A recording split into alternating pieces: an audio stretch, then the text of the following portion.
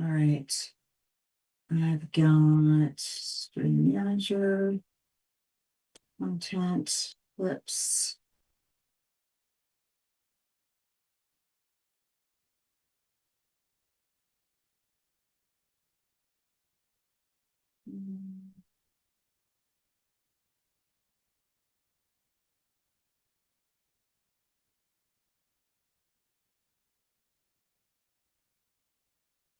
Okay, here's my clip. Okay, got it. Yeah, we're gonna skip Freedom Academy just for time frame. We need it. Just it's not relevant today. We'll just start with the open of Jeff and that's it. Um okay, live on Restream. Okay.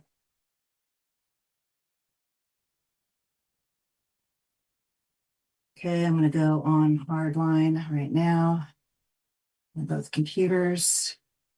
Okay, I've got it. Rumble up, I've got it. Facebook, X.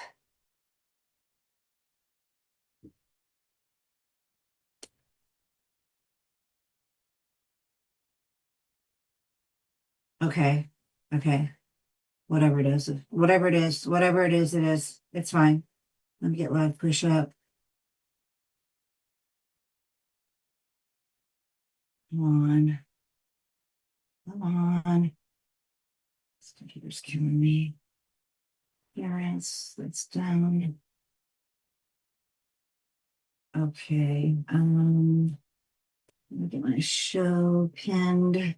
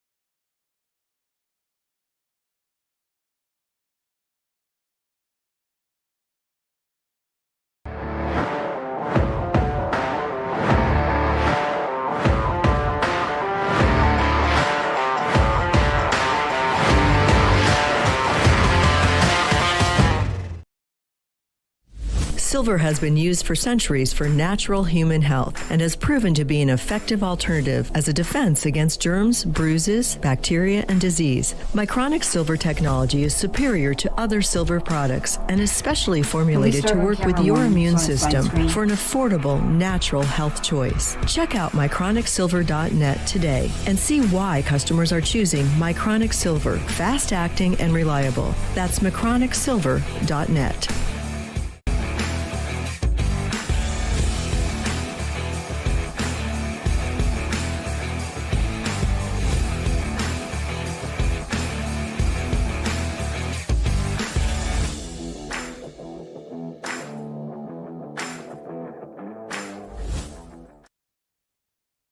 Hello, everyone. Welcome, you guys, today, Friday, to American Perspective with your host, me, Noelle Roberts, here in Arizona. So little frazzled today, I'm not gonna lie. If it looks like I am, because I'm still doing things, actually, that's because I am. It's been a really, really rough week. I'm sure everyone out there already knows what happened day before yesterday with Arizonan here, amazing person, leader in the community, grassroots activist, Charlie Kirk. And so the show we have today here on American Perspective is going to change a little bit from what I had scheduled.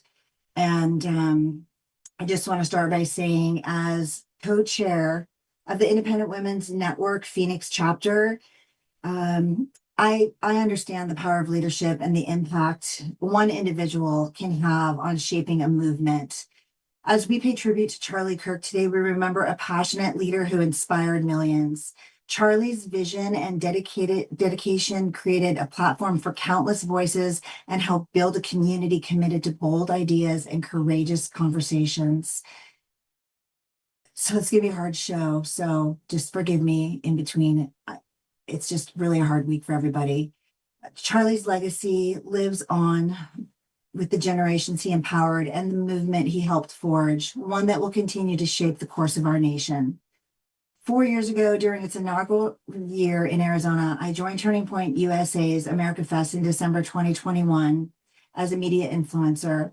Charlie Kirk and the TPUSA community and his whole team started me down this path, and it's been an honor to walk alongside them ever since. The tragic events of this week will stay with us for a lifetime. I did not tweet, I did not video blog or join the masses Wednesday night, and so many things that were going on around town here in Arizona.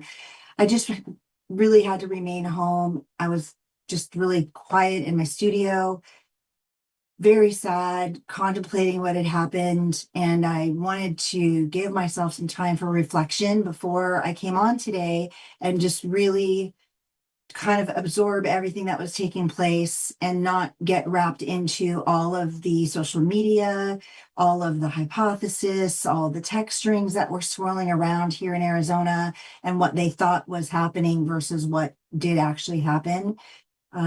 So today we're going to begin our show unlike any other, and I honestly hope unlike any other ever again. It's going to be a show marked by the shadow of Charlie's loss. Charlie was a dedicated founder of Turning Point USA. And today, like I said, we did have a different show planned. My originally scheduled guest, Sheriff Richard Mack, has an extensive career as a top law enforcement officer, and he will be joining us shortly to share his thoughts today on Charlie, the tragic shooting that just occurred. And of course, we're going to ask his insights from a lifetime of public service and law enforcement. And he does have some personal interaction with that region in itself in Utah. So we'll bring him on in a little bit. Charlie Kirk emerged from the Chicago suburbs and transplanted to Arizona. At the young age of only 31 years old, he was violently taken from this world. From high school organizing to leading a national movement, Charlie made himself the voice of young American conservatism, never shying away from controversy. He traveled the country encouraging a healthy debate, building chapters, and drawing both fierce loyalty and harsh criticism. He bore the brunt of a divided America, but was celebrated by those who shared his vision and condemned by his detractors until Wednesday when he was shot and killed at a Utah campus event, not just silenced, but martyred in the pursuit of what he believed, the idea that communication could bridge the divide. Charlie spent his adult life devoted to working towards bringing opposing sides together in conversation and to facilitate a path to understanding and peace between us all. As the political world reels, one thing is certain: Charlie Kirk's legacy will echo through the halls of American history, igniting questions about how we come together or fall apart. We dedicate this show to the memory of Charlie Kirk, a leader who transformed not just national politics, but the lives of thousands right here in Arizona. Hundreds of thousands, I would say. Inspiring an entire new generation to make their voices heard. His work through Turning Point USA played a key role in mobilizing young voters and building civic engagement across college campuses, leaving an indelible mark on the youth of our state and our country. We reflect on his lasting impact, and today's broadcast stands as a tribute to his legacy, a day to remember how one passionate individual became a guiding figure for so many. Charlie Kirk's commitment to Arizona's young people and the future of conservative activism will never be forgotten. I have no doubt in Arizona and the nation we will watch as Charlie's vision is carried forward by his wife, Erika, and those who helped him build what is today the leading organization in the nation for conservative-minded youth. I extend my thoughts, and from the show here, and sincere prayers to Erika, his wife, his two beautiful young children who now have lost their father, and to his family who will forever grieve his life that was taken too soon. So with that, we're going to bring on a bunch of information. Some of you probably have seen, maybe some of you have not.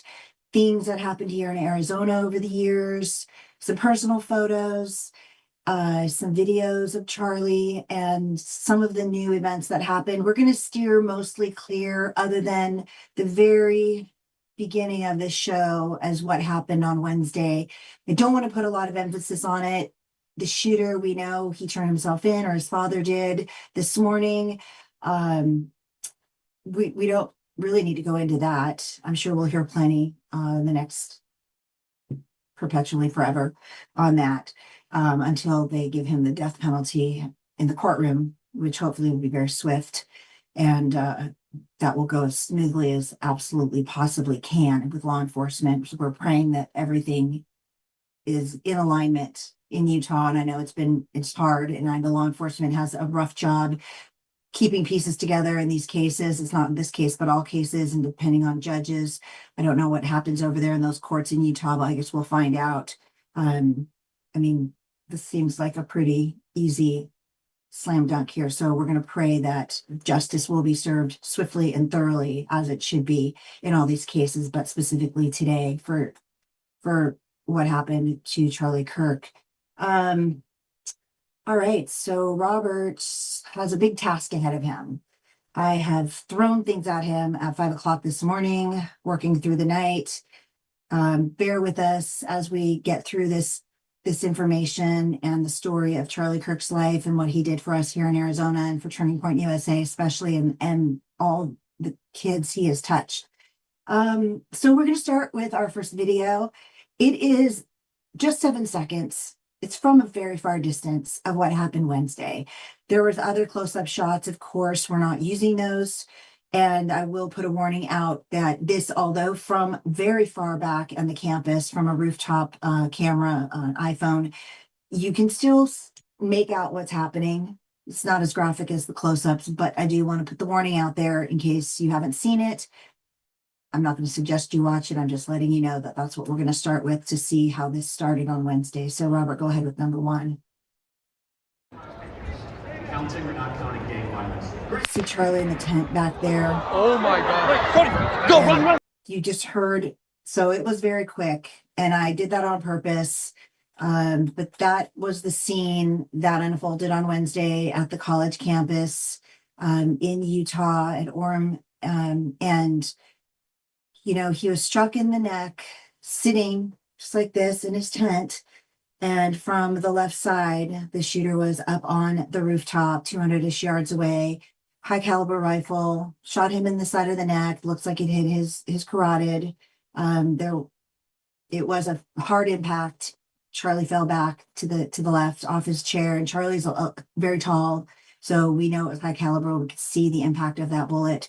And although they didn't pronounce him dead for an hour and a half or so, I was told by some people in the medical industry who I know that a loss of blood like that from that particular area is quick to not survive. So I don't expect he did make it to the hospital. And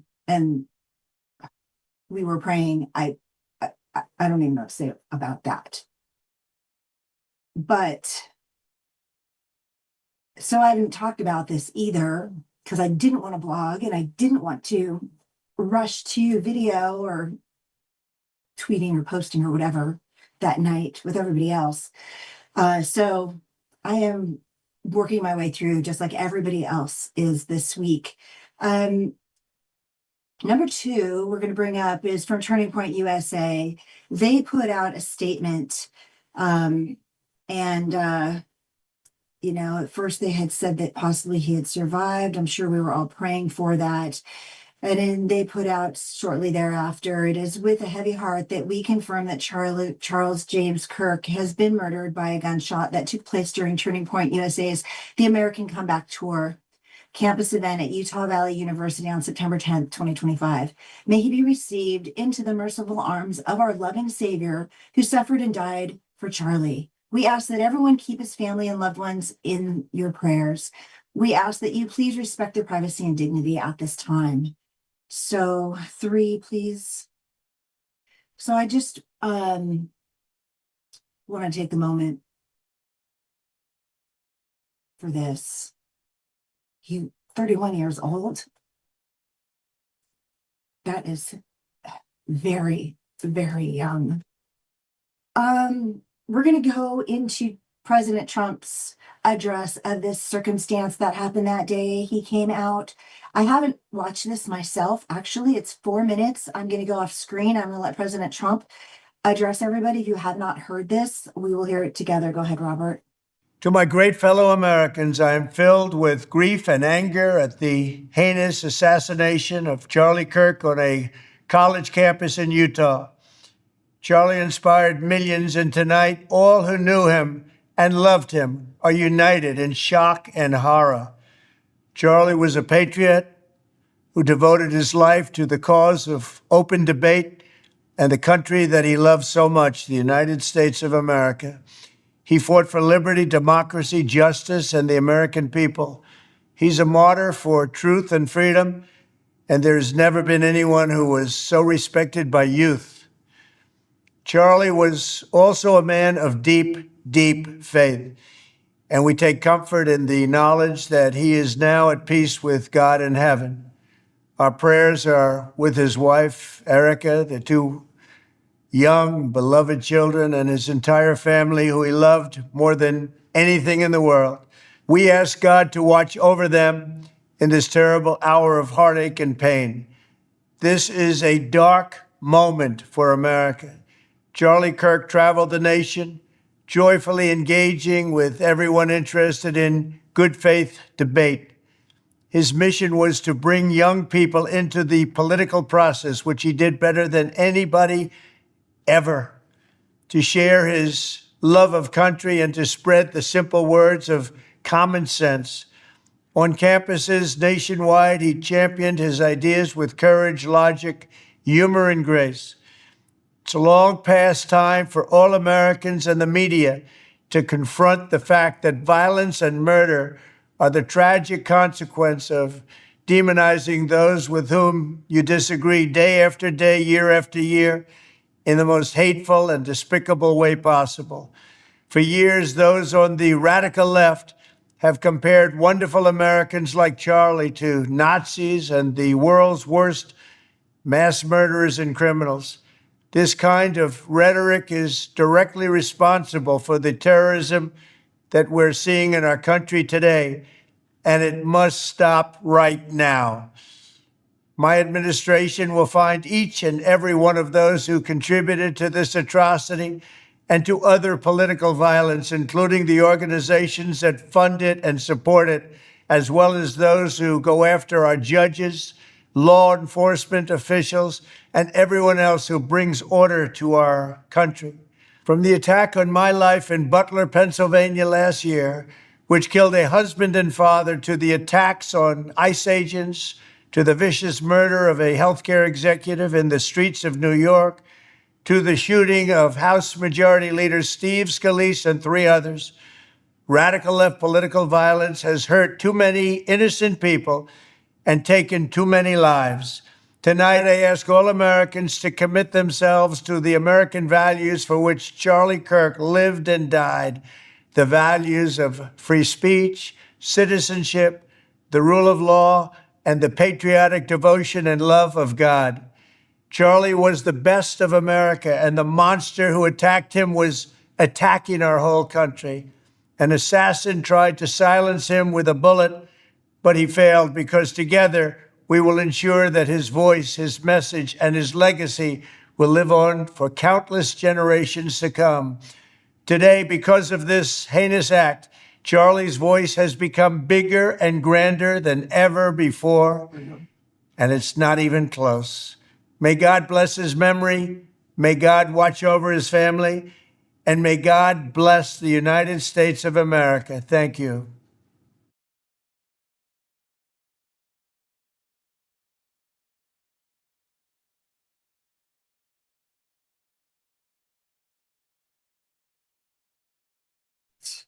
All right, so that was our President Donald Trump on this horrific incident that took place on Wednesday. Now, we know they did catch the shooter, or he turned himself in, his family did. And I guess this is one time we can, thank family members for paying attention and for doing the right thing and not protecting, but protecting everyone else involved, and his family especially, who will be going through this for a long time, for the rest of their lives. I did mention earlier, I'm the Phoenix chapter co-chair for Independent Women's Network. It's an organization that helps craft legislation in DC. We work a lot with Title IX. If you're not familiar with us, Independent Women's Network, please check us out online. And we did put together a statement here for our Phoenix chapter. I'd like to read that to you now to pay tribute to Charlie Kirk. Independent Women's Network Arizona chapter leaders and members honor the homecoming of Arizona and Charlie Kirk, releasing the statement below. The Arizona chapters of... Oh, yeah, sorry, we have the wrong one up. It's okay. Yeah, it's my bad. I put one in. Okay, no worries. The Arizona chapters of Independent Women's Network have stood alongside Charlie at numerous events and are proud to support the work of Turning Point USA. Charlie's assassination deepens our resolve and renews Independent Women's Network members' commitment to advancing freedom and truth, the very principles Charlie championed each day. Our deepest condolences to all who are grieving the life and legacy of Charlie Kirk, founder and guiding force of Turning Point USA. We are heartbroken by the assassination, and our prayers go out to his beloved wife, Erika, and their 2 young children. We mourn with them in this devastating loss. Our prayers are with Turning Point USA staff as well. We are profoundly grateful for their steadfast commitment to serving the people of Arizona through the years, unifying our voices, elevating the principles of free speech, freedom of religion, and fostering civil debate. Charlie's deeply loved the state of Arizona. It was not just his home, but the place where his vision took root and where he worked tirelessly to strengthen families, communities, and the values that bind us together. We commit to upholding Charlie's spirit. As we grieve, we also resolve to be stronger and more steadfast than ever. We will continue his mission to serve our great state of Arizona, fighting for our families, nurturing the next generation, and teaching that love of country is about service, courage, and unity. And it's signed from our chapter chair, Christine Arce, myself, Noelle Roberts, who is the co-chair for the Phoenix chapter alongside Christy, Samantha Keddington, our Chandler, Arizona chapter chair, Denise Viner, she is our multi-ethnic chapter chair, and Pamela McDonald, who is our chapter chair in the West Valley, and that's independentwomensnetwork.com. Please check us out, iwnnetwork.com. I don't have those in the descriptions. I will add those too. Please check out Patreon_mom007 on all the channels for the descriptions. I'll add more information after the show. So from that, we're going to hear from Rush Limbaugh. This is a quick video I wanted to pull. It's about what he thought of Charlie when he met him years ago and what he foresaw could happen in his future. Go ahead, Robert. 6. You're going to be hearing that name if you haven't. I don't want to jinx him. But I'm just going to tell you. They brought Charlie Kirk to the golf course to meet me. He was in town to set up this turning point thing. And they brought him out while I was getting ready to go to the range to loosen up. And I spoke with him for about a half hour. And he told me how he grew up in a home where my program was on all the time. He was just effusively complimentary to me, which I, of course, understood and told him he's very wise. His family's very wise. He chuckled. He laughed. This is the kind of guy that you can see really becoming big in politics as he gets older. He just has the courage, the personality, the charisma. You may think this sounds weird, but I remember when Bill Clinton became president. Okay. So we could hear from Rush. I mean, he was a visionary himself, just like Charlie was. And he used the word president in the future. I heard that used a few times yesterday. I think we all can agree that his trajectory in our state and our nation was going to be larger than what was happening now with the millions across our country, the youth of America, and the adults, many of us who didn't know Charlie as children or in school, but as adults with his America Fest that he started in 2021, which actually that brings me to my next shot, number 7. So this was 2021 when I first met Charlie. I started Patriot Mom 007. Well, actually, I didn't even start Patriot Mom 007 then. I was just working at the event for a small studio, and I was glad to help out getting interviews and fortunate with what Charlie had put together for us and the latitude he gave us in the press to just have access really to so much that year, the first year that they put this together. It's been 4 years now, and I've been there ever since the beginning. In December, it comes up around the 17th. It's already out. I feel, and I don't know this for a fact, do not quote me, do not post about it. I personally feel they're going to continue to host it this year.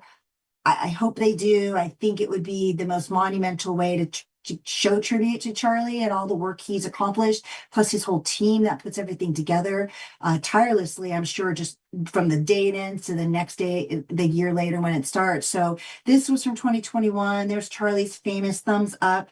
He always was smiling, walking around the Phoenix Convention Center, and I hope that we can bring that spirit back again in his absence and with him there kind of overseeing everything, if you will. So that was just one of the personal pictures. I'll share another one later down the road.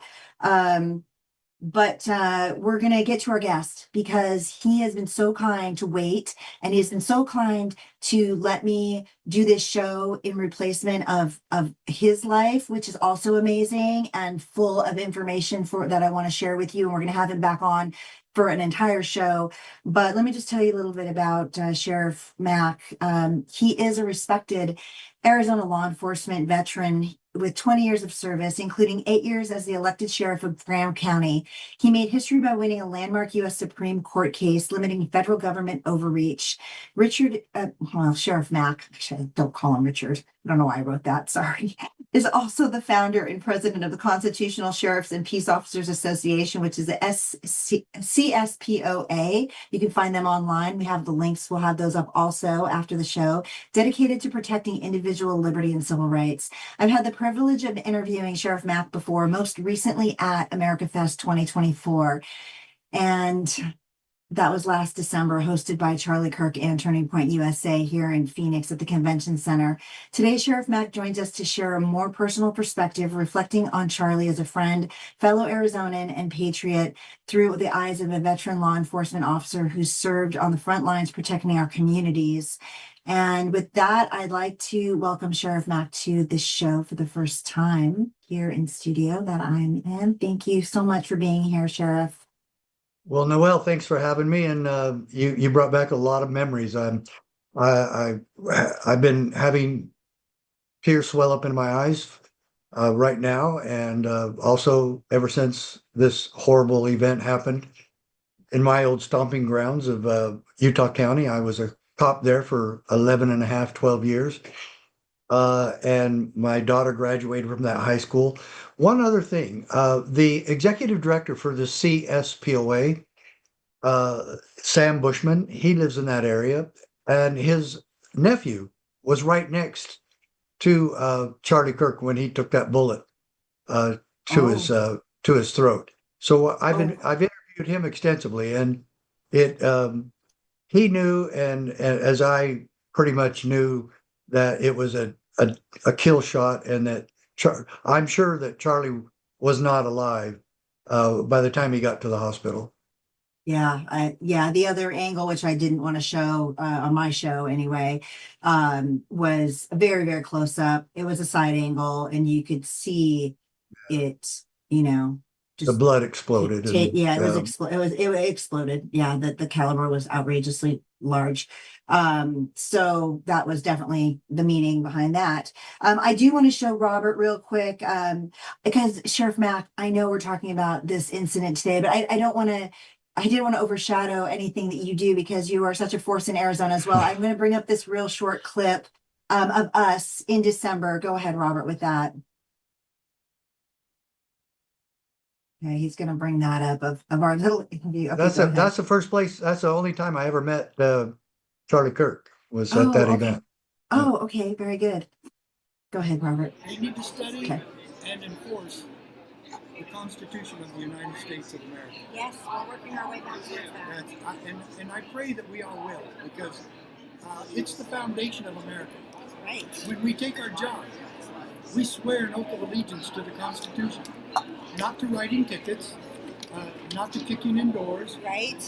not to go after all the druggies, which are all part of the job. Needs to happen. It's all part of the job. Yep. But the ultimate goal is liberty. And the Declaration of Independence says that to secure these rights, governments are instituted among men. Well, that's for all three branches of government. All three branches have a different assignment, but the goal is ultimately the same: protecting the civil rights of every citizen in our county and our community. That's what law enforcement so badly needs to be trained in. So that was just a little clip from when and I've known Sheriff Mack for a few years. I mean, I don't know if he remembers talking to me before last December, but I actually have sat with him, I think at least one, maybe two other times. I've got reels somewhere in my catalog. And so I do see him around town from time to time. And I'm going to have him back, and we're going to talk all about the CSPOA, because what he does here, the posses, the information is really valuable too. And in law enforcement in general, here at the show at American Perspective, I personally am all law enforcement all the time. I'm a criminal justice major. I mean, I cannot say enough about our law enforcement officers, agents, anyone in the industry. And I know everybody wants to poo-poo some of them because a couple bad apples, but that's the same for every single industry in the world. So Sure. That doesn't really count. And Sheriff Mack is one of the good ones. So that's what we know here. So again, I appreciate your input today on Charlie. So what, from a perspective, and I have not heard the news hardly for a second today. I just know that he got turned in by his father, I heard, and I haven't had anything on. So well, you want to catch us up a little bit? I'm sure you're a little more up to date because I've been working on this morning, and tell us what you think and what you think is going to play out. Maybe, I don't know, the courts in Utah, things have to be tried where things happen. If I'm correct, I mean, I think if you have a civil case, you have to go to the county where it happened and you file there. So I'm assuming that's happening there in Utah, like we see. And I don't know how those courts are, judges. Why don't you fill us in on some of that side of it? Well, it'll probably happen right there in Utah County, which the county seat is Provo. Provo is the second largest city in Utah, 45 minutes south of Salt Lake City on I-15. And I will say this, when Governor Cox was talking yesterday that they were going to find this guy, and that he better know that they do have the capital punishment in Utah. But quite honestly, Utah has a long and sordid history of putting people on death row, and they never get punished. They never get executed. Way back with the Wi-Fi murderers, They were horrible, horrible, tortuous murders. They finally got it after 25 years. I personally worked a case with a suspect who's been in prison for 35 years, and they gave him capital punishment, and he still doesn't have it. And so it's yes, they have it, but do they use it? Hardly ever. Well, do you And think there's so any, can our DOJ, interfere. Yeah. facilitate the use of the rules, the laws more strongly than Not what you really. say? Not really. Just, The states are okay. independent, and that's part of my Supreme Court case that I won. That there's Okay. dual sovereignty between the federal government and state governments, and federalism is a key issue here, and that's what my entire Supreme Court victory was about: federalism, and that the federal government has very discrete, enumerated powers. There's much more leeway with the states. And that's really where they have regulatory authority. Basically, the federal government has no regulatory authority except for the Commerce Clause. And so that's very limited, and they've stretched the heck out of it. But there's so many different things that are going to have to happen before it ever gets to that point. And I'm sure that the suspect will be begging for some sort of plea bargain. And trial attorneys, prosecutors don't like going to court. They're very time consuming. They really take a lot of energy. They really take over the entire office. And so I wouldn't be surprised if they struck a deal. And that's part of the problem with our justice system today. It's Right. all about coercion and deal making and behind the scenes, closed door deals. And we see that happen far too often. And that happened in Idaho with the murders at the Right. college there. And two of the families were very much against it. They should be consulting the families on this. And Exactly. Erika, Yeah. Erika Kirk should have a lot to say, and they should be consulting with her. But the I federal would hope government that can do would their own happen. charges, but they can't interfere with what Utah's doing. Are federal charges warranted in this particular case? They could, but I would recommend that the federal government stay out of it. Uh, Murder is really not a federal offense, just Right. murder. There's others that would be like hate crimes, which, I mean, good Could this grief. not be considered a But hate crime under the circumstances of the political action? yeah, because first of all, they're calling it a political assassination. Isn't that a hate crime? It But is. yeah, and I don't really go for the hate crime laws. We're supposed to figure out what he was thinking and feeling at the time that he killed somebody. Yeah, Right. show me a murder that isn't a hate crime. So I would really like to see the federal government stay out of this, let Utah handle it.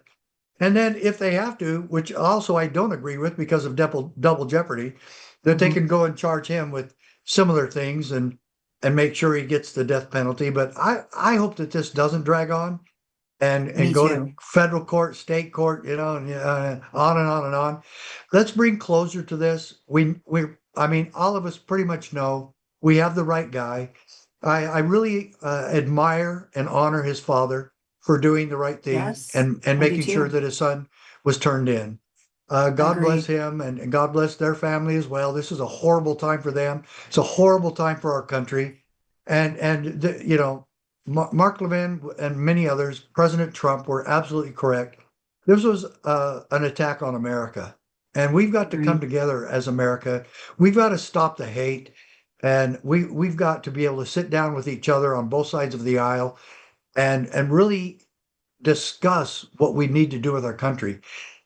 On playing that, I would tell the Democrats, you need to read the Constitution and you need to follow the Constitution, and let's have an argument about how we need to restore our Constitution. Quit destroying the foundation of America. If you destroy the foundation, the rest of the building will fall. That's right. I know. And I just real quick back to the conviction side of this case. Obviously he would stay in Utah prison. I don't know anything about Utah like their system whatsoever. Utah is not a hotbed I of do. criminality. The last 20 years. So do they have, what's their supermax? I mean, what are their prison systems like? I mean, if he does get, God forbid, a deal and doesn't get I'm a big proponent of the death penalty. I'll just say that right now. I think every state should have it. I think if you kill somebody, the natural solution is the death penalty. That seems just the most appropriate under any criminal circumstances whatsoever. Very Um, true. but then that's just my personal opinion. But what does it look like if he were either to, God forbid, get the plea or it doesn't get implemented if he was convicted with the death penalty in place? Is he in a country club situation? Is he, I mean, they don't No, have it's not. Rikers It's, in you Utah. know, their state prison isn't any different than any place else. They have So it's recreation and comfortable. they It's outside comfortable. and Yeah. So that would yeah. be Now unfortunate. the only ones that really have the country club like prisons are the federal government, where they're minimum security. Those Right. Okay. those those are pretty nice places, but still, you're away from your family. Of course, they get to come visit you every Saturday, but Right. prison is a really difficult place to be. I'm It's sure. you're obviously you make friends in there, but it's very lonely, and you're away from your family. I don't think there's any greater prison that I could imagine, any worse punishment than being away from my family, locked up away from my family. No way. Right. Well, like we say, I mean, with all that, and I asked you that, I mean, I kind of had the sense that that was the answer, but for those who don't know anything about the criminal system, the justice system, so to speak, I did want to hear your take on that in Yeah, Utah. Just because it's not a talked about state in this arena at all. And right. thank God they don't have these problems that so many other states have on a regular basis, like the Chicago's, New York's, and LA's, or Well, I've even been inside Arizona's. that jail, that county jail, Utah County Jail. I've been inside there a couple of times. I know it. I've been in the state prison several times, taking inmates and doing meetings there. It's really no different than any place else. Well, we will just pray that, yes, it's swift justice, swift Yeah. conviction. Nobody wants to worry about if they're going to get a win on their books as a prosecutor, and that they just prosecute to the full extent and don't do any ridiculous deals like we saw In with Idaho. those kids, in Idaho. That was tragic also. And what they did with him was terrible. And this is just Erika as a victim family. They didn't have the four families. It's a lot harder for the prosecutors. I know that it is. So we will just pray that they have the best outcome for her and her family and Charlie's family. Honestly, that's really what we need to pray for. I really look Um, forward to her comment when she gets the wherewithal and kind of back together. I really look forward to her comment to the yeah, nation what about this. Yeah, and Erica, if you've never heard Erica, you can find her at Erica Kirk on social media. And I say you guys should go check her out, because if you listen to Erica, she, like Charlie, is like the most gifted speaker, and she Yeah, radiates through the screen. Actually, yeah. when she's talking, she's got this little light about her. And so I'm sure with her support system that I know she has, she will get through it. The kids will get through Yeah, it, yeah. with the tragedy. And but as far as law enforcement goes, we hope in Utah, over here in Arizona, at American Perspective, we hope you guys throw the actual full book at him and leave no stone unturned in the conviction arena, so that every single thing gets attached that possibly can. And then hopefully, I don't know if they do lethal injection, but hopefully whatever their method is, that is the route we see. I hate to say, I hope that somebody gets killed. That seems weird to ever say Yeah. that out loud, Well, but there no, are it's circumstances. part of. I mean, it's part of biblical justice, Right. and it is And Charlie biblical. believed in that. Of Charlie course. was, that was his Yeah. whole guiding light, was But the Bible, and the eye for the yeah. eye. In this case would be, I think, the most appropriate. So I did want to mention to Sheriff Mack, I know we're on this subject with Charlie's passing, but I did want to ask, do you want me to, I did have your book queued up. Do you want to mention that today, or do you want to hold off until I have you back, or, um, Let's go ahead and do it real quick. We'll okay, bring that up number give 9 for people a me, little would you? teaser, Yeah, and let's show, that's been my life as well. I And know. I did a tour across America at the same time that Charlie's been doing his, and I believe as he does. I totally believe in America. I believe I'm pro-life. I'm pro-Christian. I'm pro-America, pro-Constitution, pro nonviolence. And he was the same way. And our organization is based on a peaceful and effective solution. Right. and the And same as yeah. his was.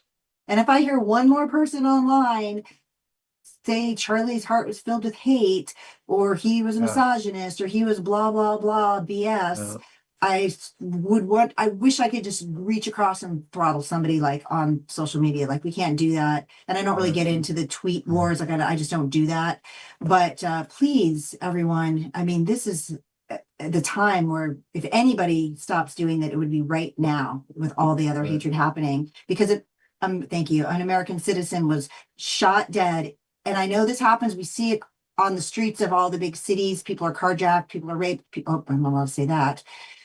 People are, killed. That the CEO was gunned down in what, New York, New York. several months ago. But this was an assassination, coordinated, planned, premeditated, like no other we have ever seen. I don't think on TV for sure, and social media that played out. So hopefully this will bring people together and not further divide. So we have the County Sheriff, America's Last Hope by Sheriff Richard Mack, the book. It is on Amazon, and just tell us a little bit about that and what's in there. Let me grab one right here. It is one of the best books in America, and it is absolutely only 50 pages long. It costs like $9. You can get them at my website as well. You ought to check out the whole website and go ahead and purchase this book. If you want to get it on Amazon, go ahead. But the County Sheriff, America's Last Hope. If there was any time that we need a constitutional sheriff, and that's what this is about, is your sheriff constitutional? Will he stand and protect your right to keep and bear arms? Will he stand and protect your right to peaceably assemble, to freedom of speech, to freedom of religion? If government is abusive to you and victimizing you and destroying your rights, who will step in and stand for you and stand in the way and stand in the gap? It's supposed to be your sheriff because he's the only elected law enforcement officer in your county. He reports only to you. You are his only supervisor. That's why this is such a unique position. And so the sheriff goes back over 1,000 years. Historically, he has been the conservator of the peace and the protector of the people in all matters. And so that's what this book is about. Get this book and share it with others. And also, while you're at it, these are not available. This is not available at Amazon. Right. And I you saw that from want this Dawn. book. It's a highlighted version of my Supreme Court case. Okay. This will blow you away. How powerful this is. Written by Justice Scalia. It's only 16 pages long. It fits in your shirt pocket. It's very small. You can read it in 10 minutes, but you're really going to want to absorb it and study it and then pass it around. Get extra and pass it around to local officials in your county and community. That's awesome. So I love the readability because a lot of people these days, you know how it is. Everybody can barely read a sentence because of social media, which is unfortunate in itself, but that's the way it is. So the fact that you make it digestible for more people in such an important topic is really good to know. And yes, we have your website below on the screen here, and we have you at X at Real CSPOA, and at YouTube there are some videos up over the years at Sheriff Mack. And then also we have a CSPOA.org. You can find his book there as well. And there's a lot of stuff on YouTube about me also. Yes, I know there is. Yeah. And so, oh wait, I just lost my light. That's not good. You're back. You look good. And you keep changing your hair. You keep changing your hair. So I cut my hair a couple months ago short. Yes. I went simple. I went back to simple time. So that just makes it easier for me. But so we appreciate you, Sheriff, coming on today. I really, really enjoyed hearing your component of you in Utah, and then just your personal interaction there. And you said your daughter, I think, went to school there, and so that was information I hadn't heard before. About his nephew being there, the law enforcement officer you mentioned, and also you guys check out his website, his books. The Constitution is such an important feature of our country. If you didn't know, it gives us the guide for everything we're supposed to be doing properly and within our bounds of normalcy human to human, so that we all can live this great American life that has been put before us 200 and almost 50 years later come this July. And so I encourage you to check out Sheriff Mack's works. We're going to have him back. I think Dawn, I'm going to shoot her some dates right after the show. We'll get you back as soon as your calendar allows, and we'll go into more depth of everything you have to share with everyone out there. So thank you so much again for being here, and I will talk to you soon. Thank you, Noelle. We'll see you soon. Thank you. Okay, God we'll talk to you bless. soon. Thank you, Sheriff. Thank you. Yes. So, okay, perfect. So, I loved having him on today for a little bit, and so we're glad we got a little bit of different insight, maybe from what you will be hearing, for days and weeks and months to come about this situation. And I do encourage you to check out Sheriff Mack online too. So we're going to get back to Charlie because we do have a lot to cover. We're going to probably run a little bit over, Robert. Sorry about that. But it's really important stuff, and we have one time to get it right because this just happened, and we just don't want to leave anything off the table that would enhance talking about this great person here in Arizona and what he's done for our state and the country. So we're going to go right into Benny Johnson was on the other day. I caught him. I met him at a Turning Point event. I think it was 2022. He was with me in an interview, and very good friend of Charlie's. He started with him as well. And I don't know if they actually came up together, but I know they were aligned in media along the way and worked through this process side by side a lot of times. And so number 10, we're going to hear from him. Now we're going to hear from him again a little bit too. So go with that one. He devoted his entire life to it well before he had children. He inspired me to have children and was constantly asking me, when am I going to have babies after I got married? Constantly. Now, this is a young man who was in his young 20s when that Rush Limbaugh clip would have happened in 2018. Charlie Kirk is somebody who, the year after that, provided something that I will never forget, and a story that I've never told anyone, Laura, and I will tell you right now. There was a horrific fire on my block in Washington, D.C., right after a mass shooting when D.C. defunded their police. We had just brought home our newborn baby, and the lives of my wife and my newborn child was under threat. And we felt horribly vulnerable, and we felt truly like we had nowhere to go. Charlie Kirk allowed me and my wife and my family, my young family, to stay in his condo here in Florida and to search for a new home, to have refuge and shelter when our home had been horribly fire damaged and when bullets rang out on my block that could have struck my family. And Charlie was there for us, and he never asked for anything in return. This is why, in fact, I live in Florida. My family has quintupled since then in children and in blessings, and it's because of Charlie. Extrapolate that to tens of, if not hundreds of millions of young lives who Charlie has affected, and what you are seeing on your screen right now is perhaps the single most effective spokesperson for the American dream that we've ever seen or witnessed in our lives. It's why he is an American martyr and a Christian martyr.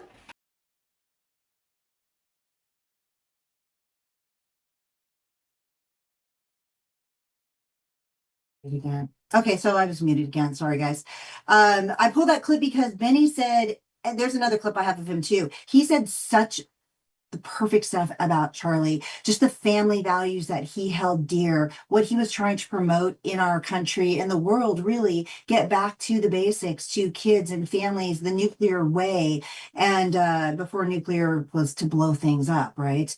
And it was just really important, I thought, to hear that take from him. And we're going to go to number 11. So this is, Charlie's quote, "I want to be remembered for courage, for my faith." That would be the most important thing.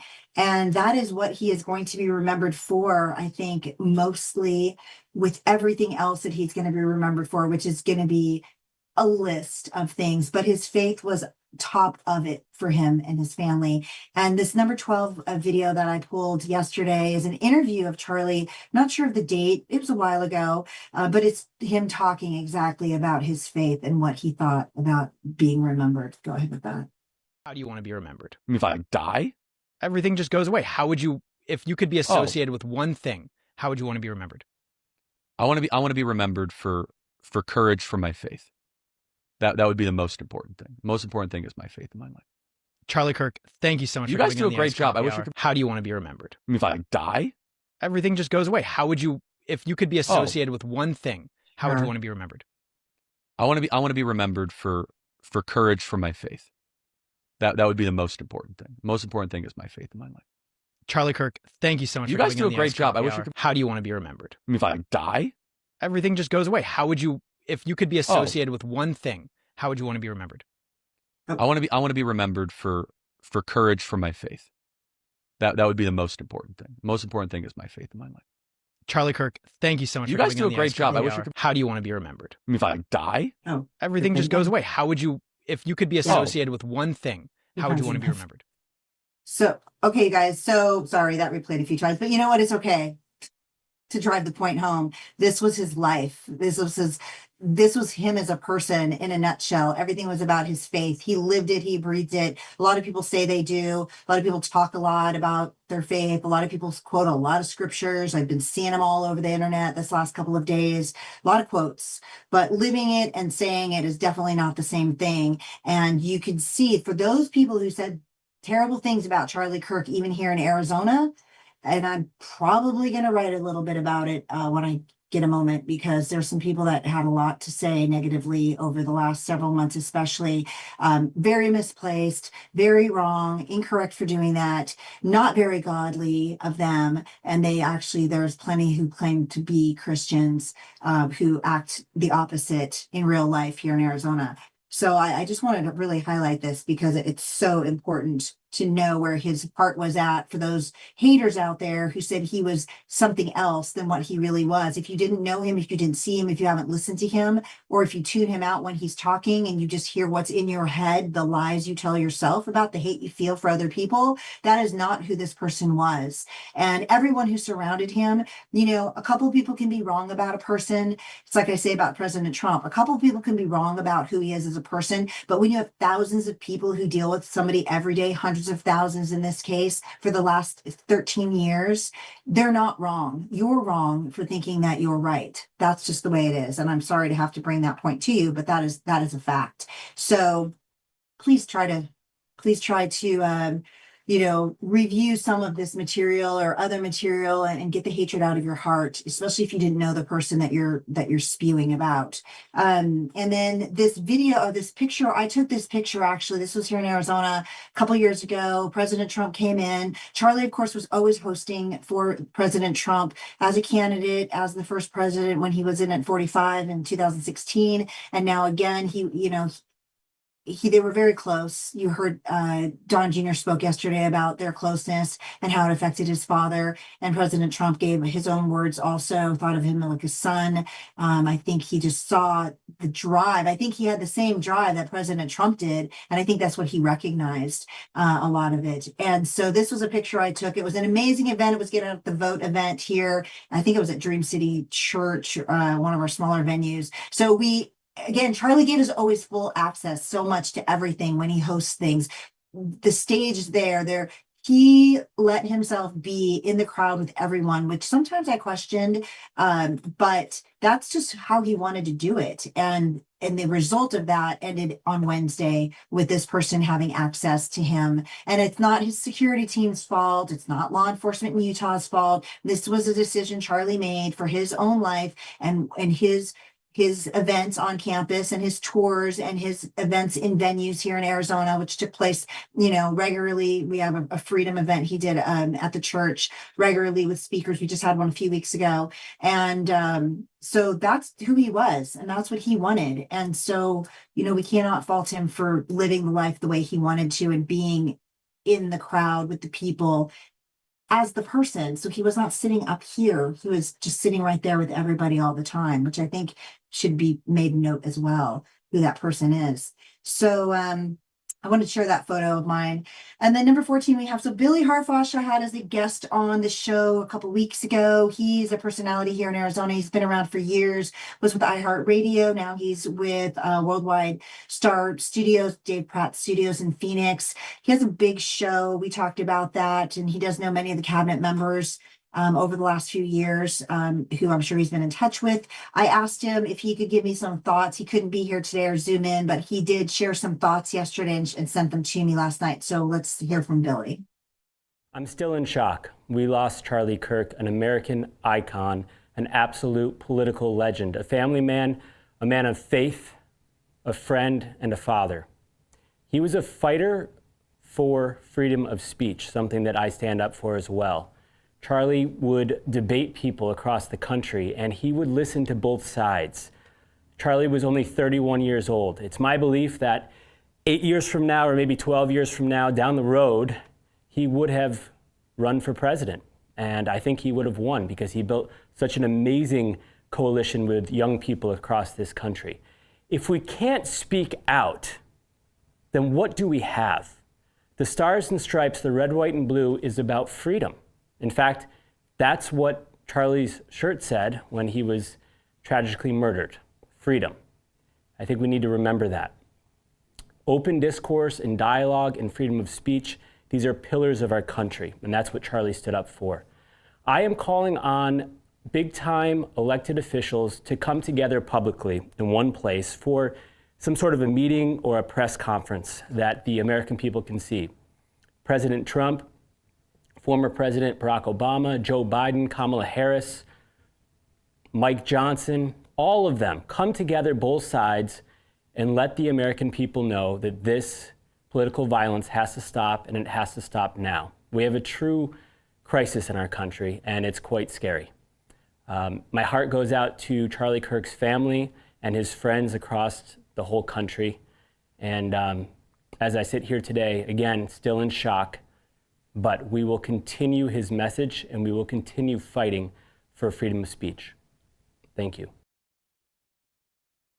So the reason I'm glad that Billy said what he did, and you know what, speaking of shirts, I have my We the People shirt on today, and I wore this because Charlie was we the people. That's what he professed, was everyone coming together with freedom of speech, that he was such a huge proponent for. And that's why he went and spoke on campuses to the youth of America, because he was trying to explain to them, since they didn't learn this on campus and in their classrooms the last, 15 years or so, that the freedom of speech that we share here in America, that the countries don't have, if you've never been outside of America, around the world. I know we all think all the countries are free, right? Because they are on social media. We see them live stream this or that, whatever. But in the countries, if you go to several of them, you can't even talk about politics in the open, like in public, in the square, if people are around. And I've been to those countries. So free speech is not everywhere, just so you know that. And that's why we have to hold it so dear in America. And that's why we have to make sure that it stays as it was meant to be, for all of us to have our opinions and our ideas. And I don't mean the opinions we're going to hear later from horrible people in this country who said vile things the moment after Charlie Kirk was gunned down in public in front of thousands of young children who are literally now traumatized for the rest also of their lives, witnessing something like that. To those people, you should pay attention to a little bit more than just your hatred, because so many lives were changed and shattered Wednesday.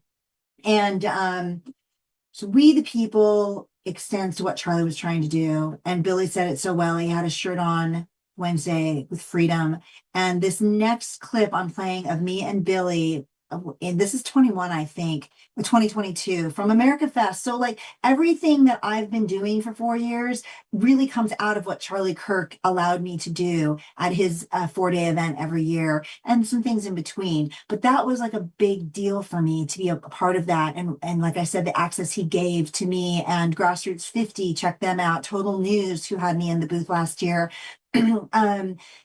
He allowed us all to come together and just kind of share our thoughts publicly in real time in his event, and with amazing guests that he would bring in, and they would come from all over the nation. It was the best opportunity and the most amazing experience every single year that we're there. And I do hope that it does continue, because it is probably the biggest in the nation. Next, I mean, CPAC is big, but I think actually America Fest was probably a little bit bigger, at least holistically, with who came in here in Phoenix. But this is me and Billy on the set. I was with Total News at the time, and talking about free speech with each other.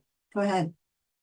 Let's talk more. Let's listen more to people who have people in their chair that are important. You mean that's okay? It's okay to talk. It's okay to share opinions. It's okay to listen. Yes. It's okay, God forbid, to have a debate. Let's a have nice a debate. debate once in a while. Okay. Thank you so much And for it's having me not on. an argument. It's just a difference of Just a opinion. bit. Yeah, we're gonna go share a cocktail after this anyway. I Everything's hope so. fine. I hope so. Thank you, Billy, Thank so you. much. Tell them if you for your social media where they find you. At Billy Harfosh everywhere. At Billy Harfosh. If you can spell it, you can find me. We'll go from there. It's HARFOSH.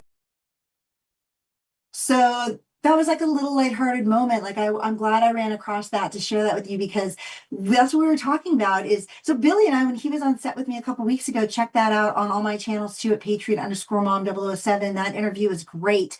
And we even had a little bit of difference of opinion that day here in studio. And he made me admit some stuff on camera that I probably wouldn't want to say out loud, because it's like a lot not very popular thought process, especially as a female in 2025 in the modern day age. But it's nice hearing even from somebody who is in alignment with you, but not in total agreement with you. And that's what we were talking about that day. And that's what Charlie Kirk's message to everyone here in America, in the world, is: talk it out, try to learn to communicate better so you can understand each other. You don't even have to agree at the end of the conversation whatsoever, actually, or ever, but at least you can hear somebody else and what they're thinking and feeling. And maybe it does change your mind, as I saw the last few days online, a lot of Democrats saying they're done with the party. Now, I'm not saying you have to do anything grand like that. I'm just saying that when you hear people's opinions, instead of hating them for having an opinion differing than yours, maybe what they think might change your mind.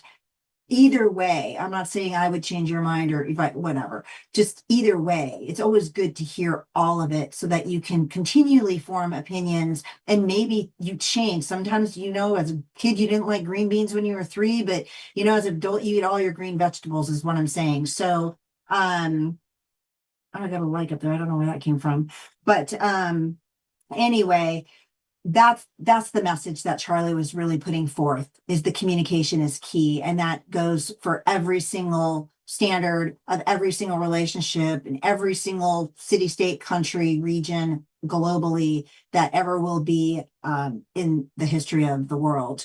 And that's how important that is. So this next thing I'm going to bring up is a friend of mine here in Arizona. He has 3 children. They go to a nearby high school.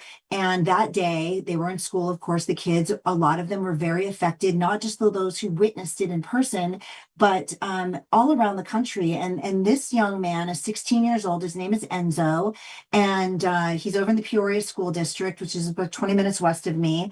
The teacher said, you know what, if you're upset, go ahead and journal, write down your thoughts, get it on paper so you can help process it today. Because there were kids that were physically shaken up, who were part of Turning Point, who have gone to America Fest over the years, who wanted to be a part of that movement, and who will be, I'm sure, in the future. So Enzo, number 16, bring that up side by side if you would. This is his room. He has Chase the Ballots, Save America. That was Charlie's mission, was Chase the Ballot Initiative here, one of the organizations that worked so diligently to get President Trump elected this last election, as well as some other candidates across not just Arizona, but some other states. So that's how hard he worked to make our country better. It wasn't just centrally located, where he lives or his town or his city, but he thought widely, and he thought, globally, nationally, I guess, which is not a real term, but you know what I mean. And so his dad sent me this, and then his dad sent me, oh my gosh. So I'm going to read this. Go ahead, Robert, bring this up. So this is what Enzo wrote. And I'm going to read this. he wrote this Wednesday. He's 16 years old. He went to Turning Point event last year to America Fest 24. And this is how he was feeling on Wednesday. He says, I will start this off by saying I'm sure that you all have heard that Charlie Kirk was assassinated Wednesday. He was a conservative podcaster and the man who created the greatest youth organization in America. He was a husband to his wife and a father to his 2 children. Charlie Kirk had single-handedly inspired a generation to express their opinions and thoughts on religion and politics. He started this movement at the young age of 18 out of his parents' garage. It has now grown to such a huge scale that millions of kids across the country are empowered to involve themselves in politics. In fact, without Charlie Kirk, the future of the country would have been vastly different. For the 2024 election, Charlie created Chase the Vote. The idea was to help reach out to young voters in important battleground states such as Arizona and Pennsylvania. This most likely turned the election in favor of the Republican Party, changing our great nation forever. Charlie was a big role model in my life and was very impactful to me personally in these last few years. I have seen Charlie many times at TPUSA events, but the most impactful was when I met Charlie at America Fest of 2023. I think he actually meant 2024, but that's okay. I was about to be interviewed by a host of Real America's Voice right before, and Real America's Voice, actually, that's right where our booth is too, with Grassroots 50 and Total News. They're right there in the main hallway. So this young man was really in the thick of it. He wasn't just at the vendor. He didn't just show up and listen to a couple speakers. He was right there embracing everything that Charlie was offering him. And he might have been 15, and if it was 23, he would have been 14. So that's when he's reaching these children and how important it is from the other garbage that they hear about. So Enzo goes on to say, I was about to be interviewed by a host of Real America's Voice. Right before I was interviewed, they brought Charlie out to interview him. I remember he told me that he was sorry I wasn't able to be interviewed and that he was sure I would grow up to do great things in life. These words have stuck with me ever since that day, and they were the first thing that came to mind when I heard what happened. I was driving home from school and my dad called me and told me Charlie had been shot. I knew I wouldn't be able to cope whilst driving and pulled over to the shoulder of the road to cry and pray for him and his wife and his kids. Some of my first thoughts were, how could any person hold this much hate in their heart? I, of course, had watched hundreds of videos of Charlie debating people and them throwing tantrums because they couldn't compete with his logic. But could someone really be so angry with a person they never met just because they disagreed with his outlook on life that they would ruin a happy family? It was hate that caused this. You shouldn't hate people for their views and opinions. This is a free country, Enzo says, and everyone should be allowed to speak their minds. Hate creates more hate. Anger is never the right path. You should always use your words and talk through your problems and disputes. 2 very great men understood this, MLK and Charlie Kirk. Just remember that hatred caused this, and that all he did with his ever so short time on earth, and don't fall victim to the anger. God bless America, and God bless Charlie Kirk.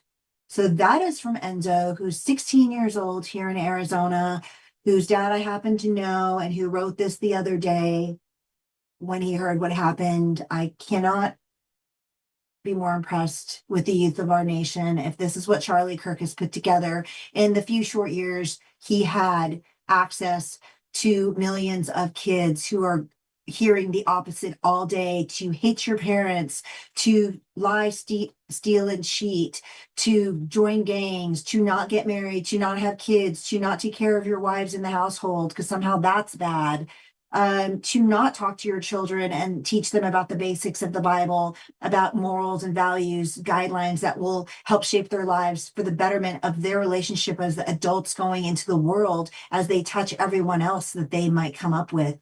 So, I mean, my gosh, he's 16 now. He was 14 then.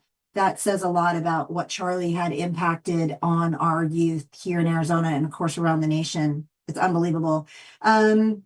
Let's skip number 18, Robert. Actually, no, I don't want to skip number 18. It's kind of important. So I have Benny back on, Benny Johnson again, because we're not skipping this. Sorry.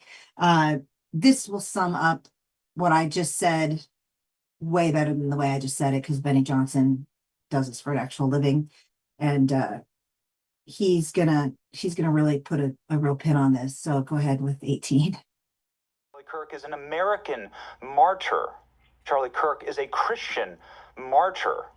Charlie Kirk gave his life for this country and for his faith. He died as he lived, spreading salt and light to some of the darkest corners of our nation and culture, and living with a full heart. And we must rise up with that same full heart and venerate him and remember him by continuing his work. And that work would be this: to defeat the blackened evil that is overcoming our culture right now and fight it back with truth and good and light.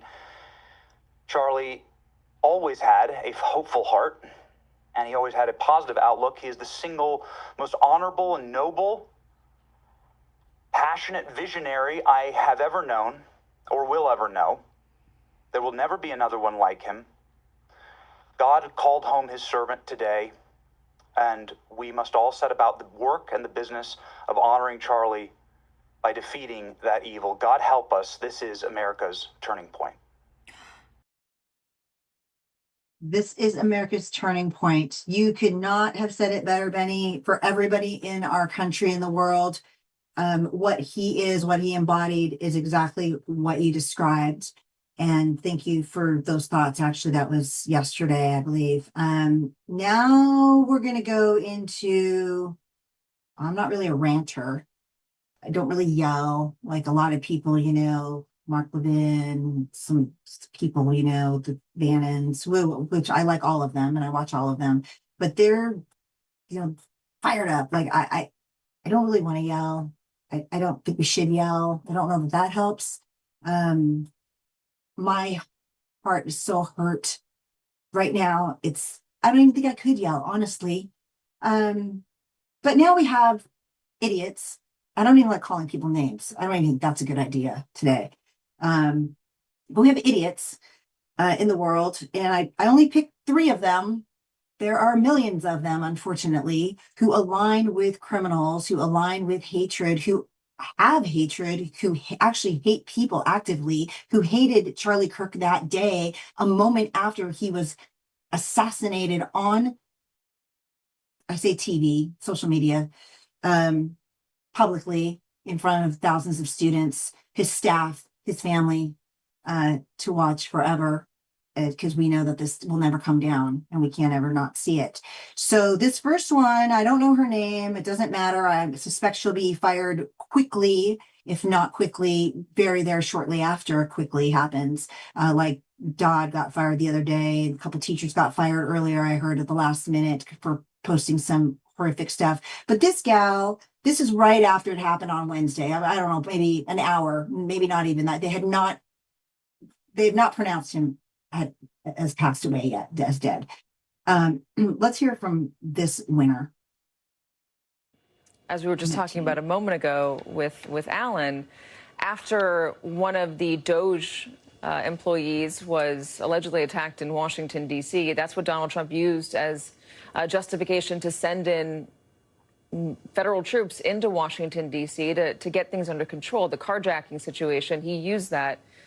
And I know it's hard to predict the future, Mark, but you can imagine the administration using this as a justification for something. I'm not sure.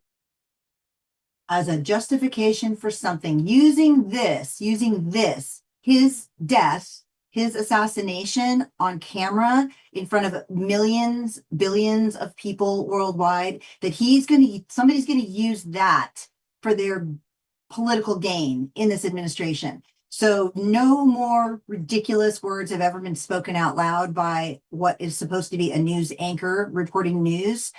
We give opinion here. I'm not a news anchor. I give you some news. That was not news. That was stupidity at its finest, live on air moments after he was assassinated. And she, I'm sure today, I hope, is ashamed of herself beyond belief. I would expect her family would be highly embarrassed knowing her.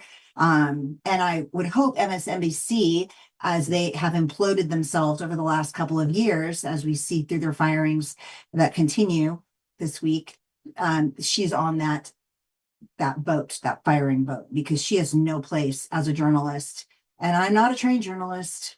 So, I'm not saying that I am. So don't hate me for that. I'm just saying that how about this? Forget journalism side. As a human being, how about that?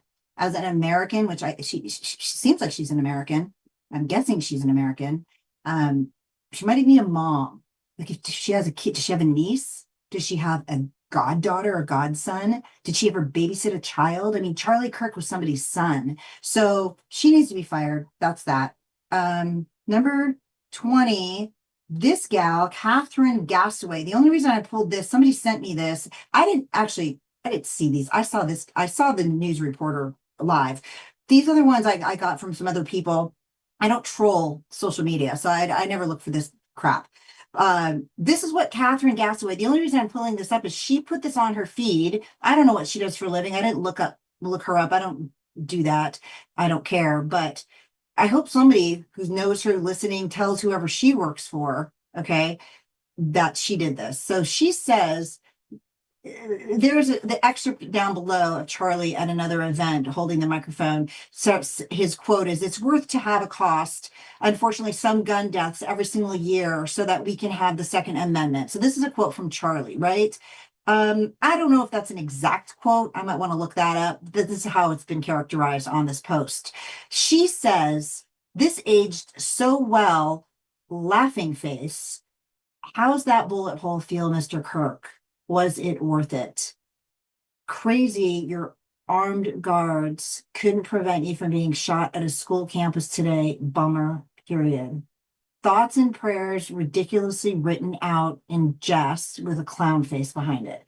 So Catherine Gassaway, I mean, if we're going to be honest, I mean, she's being honest. I guess I'll be honest. Horrible person. God forbid she's a mother. I pray to God she has no children, because that doesn't seem to go well for that next generation in that household, for various reasons. Humanity part, first of all, good person part, second of all. Don't ever really wish bad things to happen to people, like in general. Like, I don't operate like that. Even bad people to me, like people do bad things to me, I don't really wish them bad things. But I don't wish her well, that's for sure. And she probably should be fired for whatever job she does. If she talks to anybody in the public eye, in any kind of public community, any service, customer service, restaurant, anything you communicate with other people, she needs to be fired. That's a fact. And she needs why is Zuckerberg, why are you guys not taking these things down? You guys censored me yesterday. In fact, as a matter of fact, I should have given this to Robert. You could have seen it. They censored me yesterday. Last night I was trying to put the show together. It was like 3:30 in the morning, and I was getting all this stuff assembled, and I went to post on my channels, and just a really beautiful post about Charlie, but with a little excerpt about what happened, just the facts. There was no opinion, exactly what the news had said, and wishing, for the best outcome for his family, of course. And I went to post it on Facebook, my main page, and they sent me this little thing. I don't even know. It was, let me see if I even have it here. Do I have it here? I don't even know if I have it here. Darn it. It said, wait, I do have it here. I do have it here. I go to post it, and listen, I don't know. I have like 800 people on my main Facebook page. I don't even know, but not 6 digits worth of followers, okay, across the board. And it says, we limit, in red at the bottom of my post, we limit how often you can post, comment, or do other things in any given amount of time. Wait, get this. This is my personal page. It's not even my Patriot_Mom007 Facebook page. This is I've had for 30 years, when I was putting my kids with their relatives so that they could see pictures when they were 2 years old, okay? Infuriating. Jesus. Okay, hold on.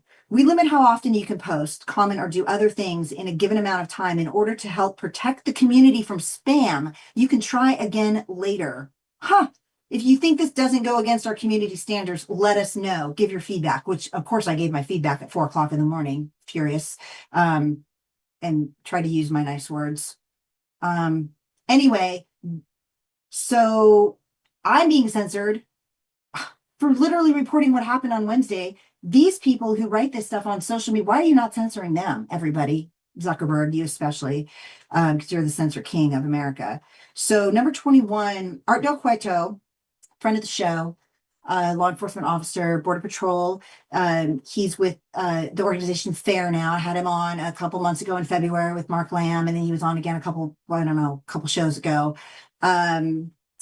After the ICE agents were ambushed, okay, he came back on. Anyway, I saw his post last night, and this one here, you can see, I gotta pull this out, so let me see. This is what is this? Priscilla Frisbee. Well, it's Priscilla Frisbee's her name. Frisbee, attorney at law. She's an attorney, okay? This is how horrible people have gotten. Here's the work page of the Tucson attorney that posted leaning to the left picture, making fun of Charlie's death. She doxed herself. So I didn't put the picture Art had on also on his story because it was graphic, and it's Charlie after he was shot, and he was leaning back to the left before he fell off his chair. And I didn't need to really bring that up again. So I really just wanted to put her on blast. I'm not a big cancel person either. I mean, I don't like to be canceled. YouTube took my video last week down of Dr. Naputi. I mean, talking about things that we all know happened after COVID. They took my video down. Again, not a million followers, okay? So they're pretty heavy-handed for no reason whatsoever. But then we have idiots like this attorney, and, you know, who knows what she practices, but whatever. Oh, criminal defense attorney, car accidents, wrongful death. She practices on her bio. That's great. Okay. So clearly nobody should be hiring her as an attorney. I mean, I guess unless you're a hard criminal. So I guess that's your definite demographic there. She aligns with you guys 100%.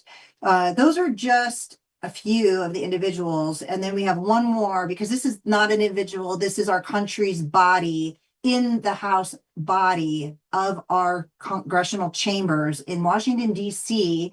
yesterday. Also idiots who have no decency whatsoever. You guys are voting these people in over and over and over. They can't even stop for a minute of silence in prayer for Charlie Kirk, who was one of the most impactful people they've probably ever known, their kids probably have ever known or will ever know. And this is their childish antics and behavior on the congressional House floor.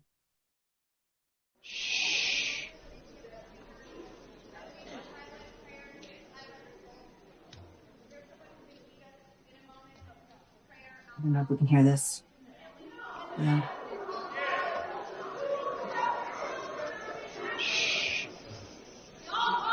Let's wait a minute. The House will be in order. Shh. The House will be in order. Shh.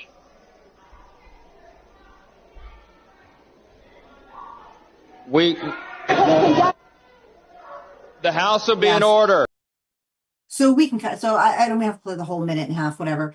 The point is you've got Republicans, of course, on the right. You've got Democrats on the left because, you know, House divided, you can't stand or something like that. So they literally practice that bad behavior inside the House by splitting them. They should make them sit. What they should do is, you know, back in grade school when you got in trouble with your teacher because you're arguing with Angie Groom next to you, who was always bugging you and touching you in second grade. Angie, I'm sure you're awesome now, but back then it was not good. We'd always get in trouble because she would bug me, and then you know how that is. And then what would the teacher do? Back then, you know what they did? They made us, I wasn't even doing it, hold hands, and we were in the bar class at the very end of the hallway in our grade school in Oregon, and she made us hold hands and walk down to our principal's office, holding hands, okay? Actually, it was third grade. Mrs. Ekstrom, she was a pretty hard teacher, and used a ruler actually. And yeah, we had to hold hands. So here's what I say to our Congress. And you know what? We have great congressmen here. Abe Hamadeh, if you ever listen to my show, maybe I'll send you this clip. You should make a suggestion to Speaker Johnson that every other person has to be Dem, Republican. They have to intersperse themselves and not segregate themselves because they're supposed to be the beacon of all things communication, I guess, for our nation. And they can't even stand next to each other in our House chamber, which, by the way, they work for us. So we should actually reassign their seats as their employers is what we should do. I'm calling for that. If nobody's thought of that, make them mix and shake hands. You know, like when you're in church and you've not been to a church or you have been to a church, and then they say, hey, turn to your neighbor and greet your neighbor. Say hello to somebody you haven't met behind you, whatever. That's what they should be doing in our chambers. They should make them every single day that they come in, shake the other person's hand, a new person, in fact, every day, and start bringing people together at the top so that they can show what it's supposed to look like all the way down here in regular life. Because they're supposed to be the examples of this to us all, and they're terrible examples on both sides, I would say, because they're not seeing a way to bridge that divide either. But I think I just suggestion box note to Speaker Johnson, assign seating. Anyway, sorry. That's how mad I got. I know it wasn't very mad. It didn't sound very mad. I felt really mad. I feel really sad. But yelling just doesn't seem to work. Ask my kids. I've tried it for a few years. It didn't seem to move one inch. So I'm not sure yelling at each other really is the way to go, because they're like, Mom, stop yelling at us. And then they get grounded, and then next time it was the same cycle. So the yelling probably should stop across the board in the world, because it doesn't accomplish anything for anyone at any level, certainly not in these extreme levels. I do want to get to some really good stuff, though, in regards to what's happening this week here in Arizona, and with Charlie's passing and the assassination that took place on Wednesday. There's a lot of events that took place Wednesday night on number 23. You can bring it up side by side. This one is a memorial rally. It's going to be on Saturday, September 13th. This Saturday, it's a tribute ride in memory of Charlie Kirk at Dillon's Wildlife World Zoo. It's a 5 o'clock ride. I also am on the board of Riders USA. We do have some of our older gentlemen and our veterans in that organization who still do ride. So I might send this out to you guys and share this with you. I'm sure some of you will want to take part in this. It's on Northern Avenue in Litchfield Park, which for me is about 50 minutes southwest of here. I don't ride, but it's a wonderful way to show your support for the family, to come together with people who are like-minded in your community. You know, riders have a really strong community, and you can check us out at ridersusa.net also. This is, and they're going to ride to Dillon's Western Trails, which is in Morristown, which is all the way south. It's, well, from here, it's northwest. So it's a direct shot south from Litchfield Park to Morristown, across the city. And so they're going to have some speakers. There's a candlelight vigil at 7:30. I think it's just a beautiful thing. A lot of community members are putting things together rapidly. And this is another one, number 24, that's happening also Saturday morning. This is an event by Ryan Sargent and Nicole Morrow. I don't know them. It's going to be at Harkins Arrowhead. It's about 30 minutes west of here. And this is going to be a Charlie Kirk Memorial Walk. So if you need to get outside and you need to be with people that are grieving like you are, or just struggling with the sadness like I am, you know, there's so many things online. I say use online for your good and not for their bad.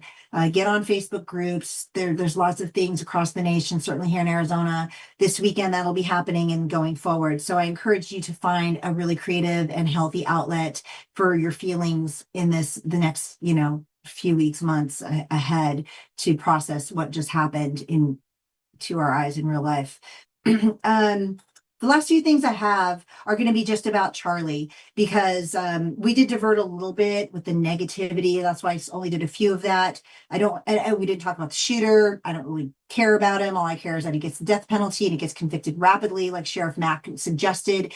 It might end up in a plea deal. We will all pray. If we pray for anything today, we will pray that that is not the end result of this case, and that the Utah state prosecutors will do their job in this one instance. If they haven't put somebody to death in however many years that has been in place, as Sheriff Mack suggests, and they're living their lives out 35 years later in semi-nice environment, albeit away from their family, I say big deal to that.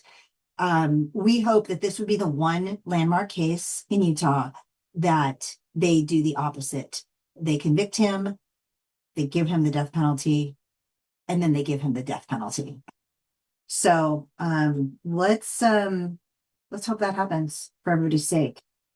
And honestly, I say that, but then I think Erika, his wife, you know, they may not even be feeling that way. That's just how I feel. They might find, I don't know, something in their heart that would prevent them from wanting this person to die in kind to what they did to Charlie.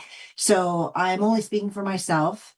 I don't think somebody like that deserves to live out a life in a cell, no matter how big or small it is, with a rec yard, visitation rights, internet, anything. I don't think they deserve anything actually at that point. And I know he's a young man, and I have 2 young sons that are one's around his age. And so that's frightening, because I wouldn't want somebody to wish harm to my son either, certainly not death. But Charlie was somebody's son too, if you didn't know. And he had a son who won't know his father. So justice comes in all shapes and forms. And for this one, I just think it's appropriate. You can give me your thoughts if they're nice. Feedback is always welcome.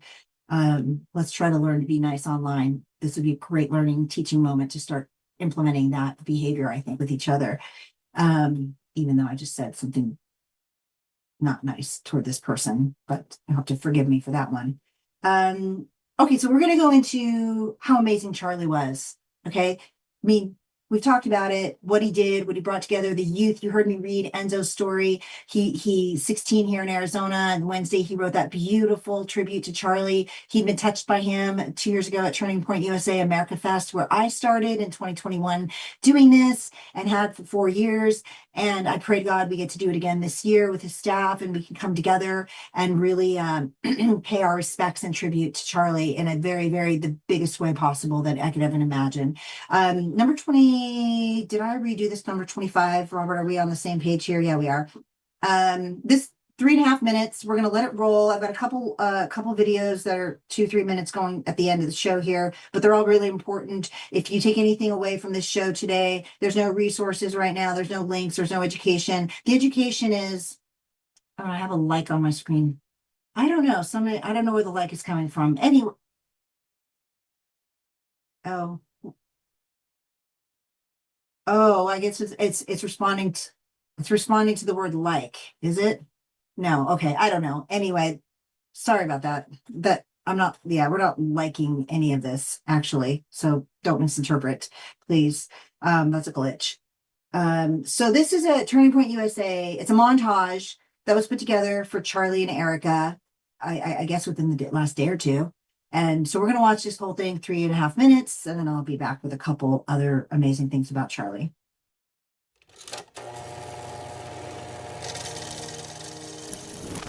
We're active in about 15 campuses, and we're growing very, very quickly. And keep in mind, this is not just a flash in the pan movement. We're going to become an institution to give them the power and the confidence to stand up and let their voice be heard. I started this organization when I was 18 years old. I decided not to go to college. I didn't get in my dream school, which was the United States Military Academy at West Point. I have this idea to galvanize and motivate the future youth of this country around a core set of ideas, not just political parties or politicians. And the ideas are really: America's the greatest country in the history of the world, the Constitution is the greatest political document ever written, and free enterprise is the most assured way to lift people out of poverty and create prosperity for all. Those are the 3 big ideas.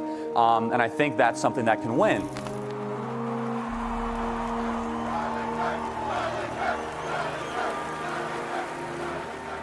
We as Christians are called to go into the public arena to correct error with truth. So I go to college campuses and there's a lot of error. We're all sinners. We all live in error. I'm far more interested in what God wants of me than what I want from God. I have to say this without getting emotional, but I'm very proud of my husband. And I know many of you are too. You have worked so hard. And I know a lot of you have seen, obviously, his videos on TikTok and all the stuff he does on campus, but no one gets to see him from my angle except for myself and our children.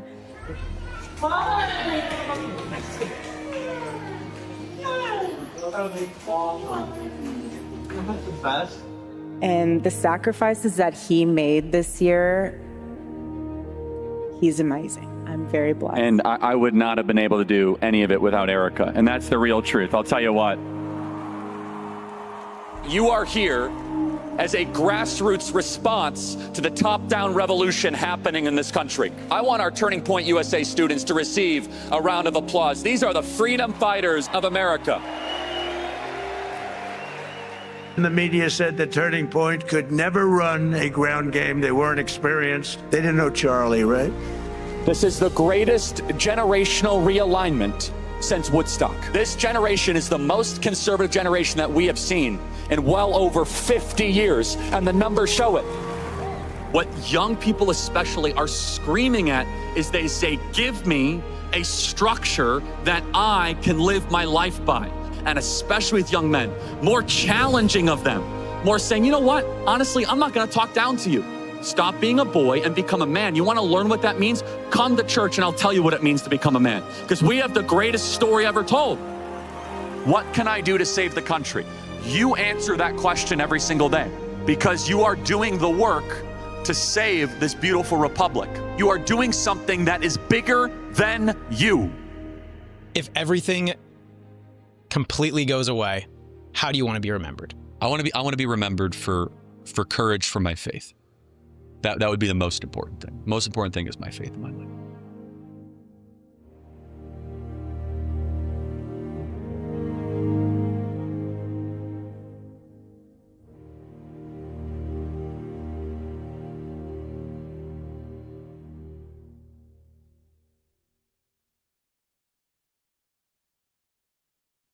Wow. So that says a lot. Who doesn't know Charlie Kirk that way? All the haters, you guys need to go back and look at who he is, what he says, how he is as a person with his family. He has a family, beautiful family. His wife, you could hear how strong she is, how she stood beside him all this time, the hard work, the dedication. Look, the media is not easy, okay? All right. Like I did it on the tiniest little fraction of a scale. He did it on the largest, possibly the biggest scale ever. I mean, of some people that do it at that level. And he has 2 little children and a new wife of 4 years. And she stood by him. It's a lot of hours, for him, it was a lot of travel everywhere to all the campuses around the nation all the time. And so it's just a testament to who he chose in his life, who God chose for him. And I know that their family will be strong again. And I know that she will rise above this and she will completely carry his legacy on. There's no doubt about that. As will his children, actually, when they are old enough to know what happened and be in that space as young adults and teenagers going into that next level of life and what they're going to bring to the table for our country. I hope I'm here to see that, actually. And so from that, we're going to go.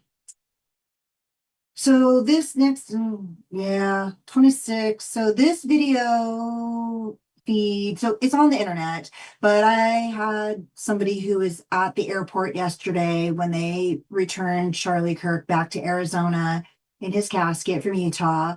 And they brought him into the airport on Air Force Two, flew him in, Vice President J.D. Vance was there to, be in support of this happening. And so the video I have might be a little bit different than what you see because it was firsthand and it was a different angle. It was emergency services, somebody I know in emergency services that were there. And so I thank them. I cannot name them, but I do thank them for providing this viewpoint and perspective. Because here on American Perspective, that's what we like to see too, like Charlie, but all the perspectives, right, are so important. American perspectives, every perspective, right? I just happen to be in America. But so we're gonna, the audio is just at the airport, so it's not great audio. It's planes, you hear the planes, but you'll see just the dignity they gave to him, and Erika's with him, and she's of course heartbroken. And Isha Vance, the Vice President's wife, was there to console her, walk down the stairs from Air Force Two with her. And so this is a little bit long, but 2.5, but we're just going to watch this and just take this in and realize that this was a person on Wednesday that was doing nothing but good things in the world. And yesterday he was being transported by a plane in a casket to Arizona. So go ahead, Robert.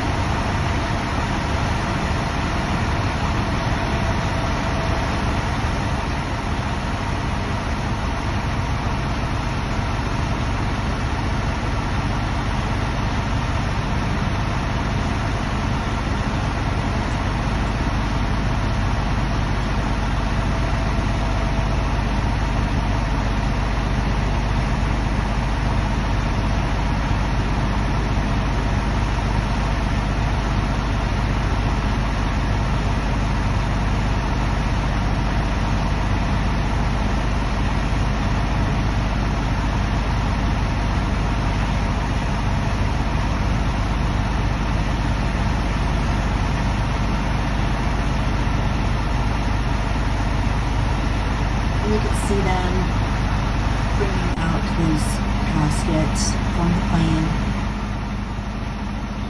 the military transfer. I don't think this particular shot is not, I don't think, online, because the emergency vehicles that provided this are completely different vantage point than some of the other people that were there. But then they do have to move it. It's a transport, so they have to realign that, and then you can see that comes over the tarmac, and then they are walking his casket to the hearse. And I haven't heard of specific arrangements yet. I know that Dream City Church here in Phoenix, where he hosts so many of his events over the years that I've been to, only has capacity, I think, of 800 to 1100. I think it's just not large enough venue, and it's actually one of our bigger churches. So we'll see what services are going to look like here in the next couple of days. If anybody has those, I just haven't been online to check. But of course, the outpouring that we're going to see here in Arizona is going to be like nothing. I think it's not seen in a long time. I think this death rivals, all deaths are bad, so don't take this out of context. This death rivals so many, the way it happened, live like that, vicious like that, in front of those children, those kids on campus, and the world. So we will be looking to celebrate his life, as I'm sure that's what it's going to be, and not as much more in his death, but he will contribute so much going forward, which is amazing, of what his legacy is going to entail for him and his family, and especially his children. Number 29, I wanted to bring this up because, we talk about Charlie. Oh, wait, this is, where are we at? 27, I'm sorry. Yeah, 27, I'm sorry. Yeah, so 27. So this is me and Charlie again. This was at Phoenix Convention Center in 2022, and we were unloading. We all come in the day before, and we go underneath the ground level there, and they let us get put together in our booths and stuff. And so Charlie was pulling up and popped out, and so we talked for a minute and thanked him for having us back. And I was with Total News that year and Grassroots 50, and so we had a little minute there getting ready for the event, the 4-day event that happens in December. And it was just a really nice thing to run across this week, some of our photos, and knowing him and the opportunity he has given me. So that was just something I thought was really nice to reflect back on. And his smile again, you guys, this is such a happy warrior, such a happy man, such a happy father, a happy husband, happy person. He just wanted to spread light and love and communication more than anything at all. That's what he wanted to do. And that's what he did. I mean, he looked like that. He was smiling like that all the time. through the halls of the convention center. And number 28, 28, I wanted to add, we've talked about Charlie so much, and I mentioned his wife Erika several times. Our hearts, our prayers, are just every emotion you could have towards this type of circumstance would go out to her and her family and his family as well. And I just wanted to bring up what somebody took away. They took away a husband and a father to these beautiful kids who he was so in love with. And there's plenty of videos around of him and his daughter. They're shopping, they're on the streets, they're walking hand in hand. But Erika, you could see this family dynamic and what it looked like in real life is what it looked like here. And I know that's not always the case because a lot of people post about their amazing lives and it looks really great on Facebook or Instagram. But then when you go off camera, it's horrible. We see it all the time. But they didn't have that. They had the opposite of that. They had a beautiful relationship that was loving and caring and supportive of each other, and she of him. And she helped propel him into this arena and make him what he is really as of Wednesday. She helped the last few years do that. And so we just want to honor her too, because she is left here with this tragedy and with her children. And we thank God that she does have the support system that she does between the staff at Turning Point, who are all, I'm sure, devastated as well. And her family and his family. This is the beautiful family that he was trying to instill in generations to come, that this is what it should look like. People together, loving, having children, and making the world a better place like he did. Number 29. So I saw this online. I don't know who painted this or rendered it. I'm sure there'd be plenty of people who say this is absurd for whatever reasons they would say that. I don't know. It struck me as beautiful. I mean, I have my cross on today, but I do have my cross. But I do have my cross on here. Not that that means anything. Wearing a cross is also not living it. Just I acknowledge that. But if you do believe in anything higher, whether it be Jesus, the Lord, Savior, God, anything like that, for Charlie, that he did believe that, and he lived it. He spoke about it. It was who he was in his heart. And so this really struck me because this is almost like if you have that belief at all, or it's ingrained in you, like it was with me growing up, that is what you want it to be. You want it to be beautiful and that glorious moment at the end of somebody's lifetime. So I just wanted to share that. So whoever did that painting, I don't know who it was, but good job on that. I think that was poignant, and I think it made sense for what just happened, for who he was. And number 30, we'll bring this up. Charlie Kirk, October 1993 to September 2025. He was only 31 years old. My son's 23. So yeah, I can't imagine losing him in just a few years. That's frightening on any level. And so every day I pray that my boys, 20 and 23, walk around the area in here in Phoenix and Tempe and the cities with all the gangs and all the violence, that they walk around and are safe, just living their lives daily. Charlie put himself out there in a great and large way, bigger than life. And he knew the risks, and I'm sure he knew about the threats. I'm sure he had them all the time, as so many personalities in public life do these days. And that's not okay. So somebody needs to start looking into that. And I know law enforcement has their hands full because of all the criminals the millions that were allowed in the last few years, and they are cleaning those up. But we have a lot of problems domestically, and a lot of the minds of these young kids, like this particular person who turned himself in today, their minds have been warped by these educators, so-called educators, these teachers who get a huge salary to work on these campuses, who are teaching these kids that death and hatred towards others is perfectly acceptable in 2025, and encouraging them to use their, like Maxine Waters, go find them and beat them down, or, get in their face, or whatever she said. Stupid congresswoman needs to be fired off, obviously. Or Ilhan Omar, caught her for a second today. She used the word stupid. She used the word stupid in her comments about Charlie's message of love, light, and communication to our youth. Again, hate to call people, she's stupid. She needs to be fired. So you guys have to take a look at this. This is like beyond this one incident. What happens in our little bubbles of our worlds here in our cities and states, and who we're putting in office, who we're hiring, who we're paying bazillions of dollars, by the way, now worth $30 million. Ilhan Omar is in a couple of years from $174,000 salary a year. And I don't know how you get that job. That's amazing. That return is crazy. They should not make another dime. In fact, they should have to return it. They should have to return all the money, actually. That's what I think. They don't deserve a dime. They haven't done anything, actually, except a lot of BS and rhetoric of hate that egg on other people, like this person who assassinated Charlie Kirk the other day. So that has been a lot today of him. We've gone way over. Robert's been very patient with me today, and I threw so much at him at 5 this morning. So thank you, Robert.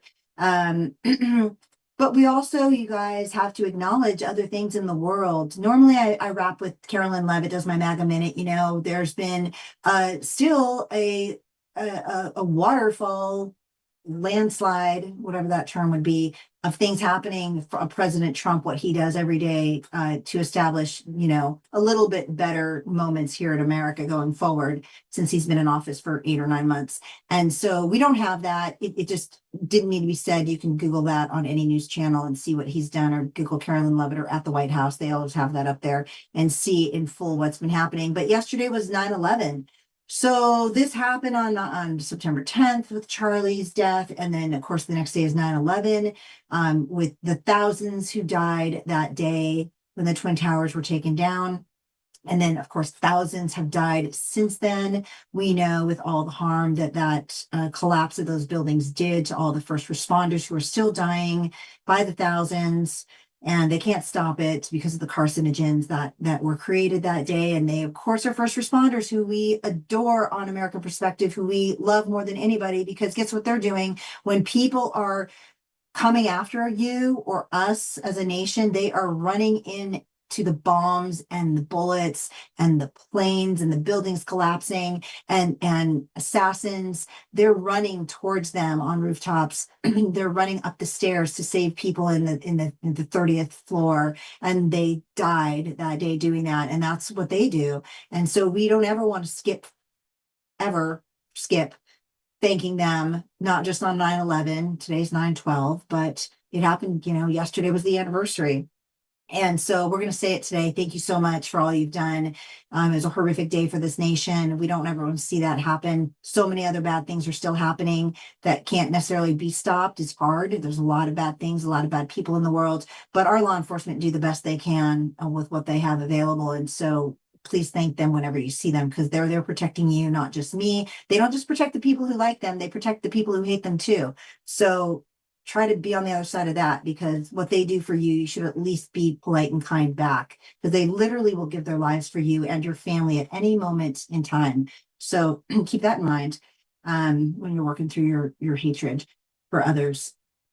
Also yesterday, on September 11th, President Trump, not a man of not doing first for our country now that he's back in office, with his EOs, his proclamations. And this is no different. He deemed yesterday as Patriot Day 2025. I quote him, "We vow that any enemy who spills American blood will face the full wrath of American justice. And above all, we recommit to honoring the memories, cherishing the legacies, and remembering the stories of our fallen heroes for all eternity." And there he is, saluting our troops.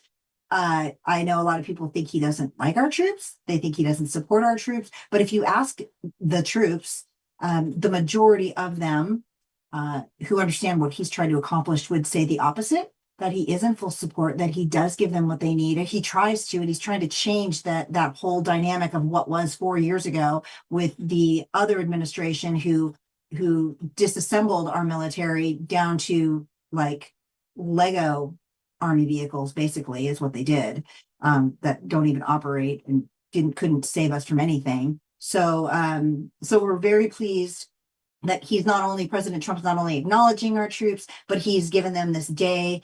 And if you don't like the word patriot, you're in the wrong country. But guess what? there's patriots in every single country in the world. They're all called patriots. They just use a different language. It's not called patriot. They just say it in their language. The same thing exists in all the countries of the world. Okay. So there's islands, though. You can move to an island if you don't like that. And it's a free country still here in America. So I say find an island if you don't want to be part of the greater community and do good things and be a good person and love thy neighbor as you would have them do unto them as you would have them do to you. I always know that quote. That one stuck with me since I Sunday school when I was 6 years old. And I always say it, I wrote about it recently. If everybody followed one rule in life, the lies, the steal, the cheating, of course, very important. But if everybody followed that golden rule, just do unto others as you would have them do unto you, tomorrow would be a way better place. And so I'll say that 1,000 times in the rest of my life. I think it's important that we don't forget that. It's so simple to be nice to each other and stand up for those when people are not nice to them, because that's also kind of the job in humanity, that you help others too. It's kind of important. So wow, that was a big show, you guys. 2:00. I really appreciate everybody who's here today. Anybody who watches later at Patreon_Mom007 on Facebook, YouTube, Rumble, and on X, it's PMom007. Arizona Live Data on Facebook too. That is going live now. As of a few weeks ago. Please check that channel out, Arizona Live Data. It also comes with San Diego live data, Utah live data, actually a lot of state live data. You can find Robert Johnson, who's right here in my ear every week. He live streams a lot of He Laughed. So you can still laugh. You know what? You can still laugh, even though horrible things happen. You still have to laugh, right? So I'm glad I got you to laugh today, Robert. Yeah, JData17, you can find his channels on Facebook and X. He live streams from the various government organizations, if you will, waters, education boards, board of supervisors, your county, city, state, local, offices and sheriffs and law enforcement. And he sets the camera up in the room. They have their meetings, as you know, school boards. If you didn't know this is happening in your community, by the way, check it out on your .gov sites. Wherever you live, just put your .gov, like your city and .gov, like Phoenix.gov or San Diego.gov, whatever. And you can find all the meetings and you can go to the meetings. Okay. Or you can just tune into JData17 on Facebook and X, and you can see what's happening in real time. There's no edits. There's no cuts. He doesn't do any censoring. He just brings it to you live. You can hear what they say about your community, what they're doing for you or against you, which is oftentimes the case these days, certainly here in Arizona. And so I encourage you to get involved in that respect, for no other reason, at least know what's happening around you, because, as I like to say, if you want to get involved, you have to get educated. To get educated, you have to do a little bit of due diligence, a little bit of work. You don't have to read a 300-page book, but you do have to tune in to the important stuff. And I don't mean the TikTok reels. I don't have TikTok, so I don't watch the reels, but I hear they're very captivating and very addictive. And so that's probably why I don't have it.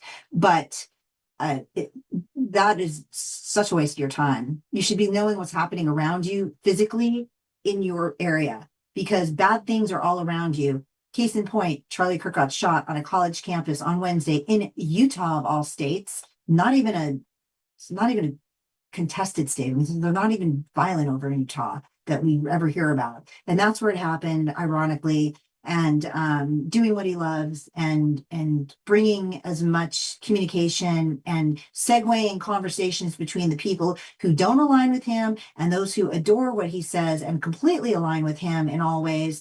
And his sole goal, as I talk, right? Because that's what we do, was to open the lines of communication with the people who didn't align with him and just give them reason and sound thoughts as to why they might want to change their mind. That's it. That was his goal, and that got him killed.